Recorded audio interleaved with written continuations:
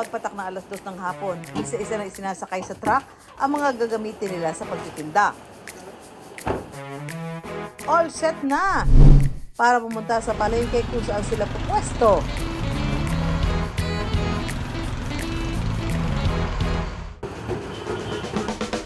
Pagdating sa pwesto, nagmimistulang transformer ang kanilang truck. Kabit dito, kabit doon hanggang mabuo ang food truck. Pero ang pinakakapansin-pansin, ang built-in wood-fired oven o pugon na nakakabit mismo sa food truck.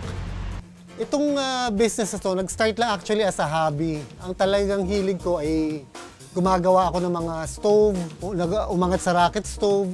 Tapos, ito, nag-umpisa ako sa maliit na pugon. Mula sa nagawang pugon ni Jopons, sinubukan niya magluto ng pizza.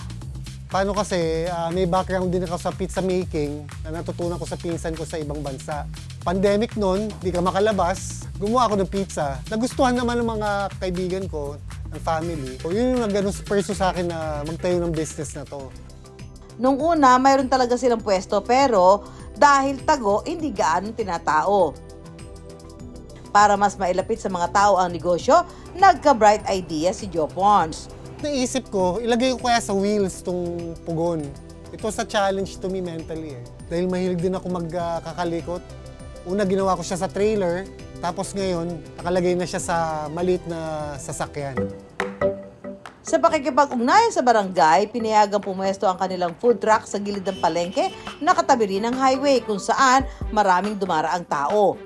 Ang mga bumibili, aliw na aliw habang ginagawa sa harap nila mismo ang pizza. Mabilis din ang service. 3 hanggang 5 minuto lang kasi luto na agad ang pizza sa pugon.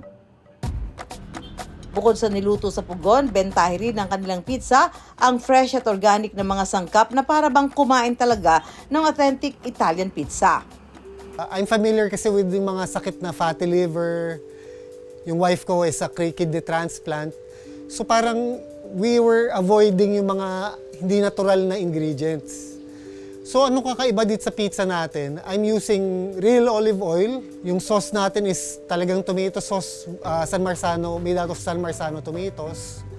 Yung dough natin tayo gumawa, fermented. Di tayo gumagamit ng mga pampasarap na spices. Mga basil natin are fresh, oregano are fresh. So ito na yung as much as I can offer, ito yung pinaka-natural na pizza na makukuha nyo dito.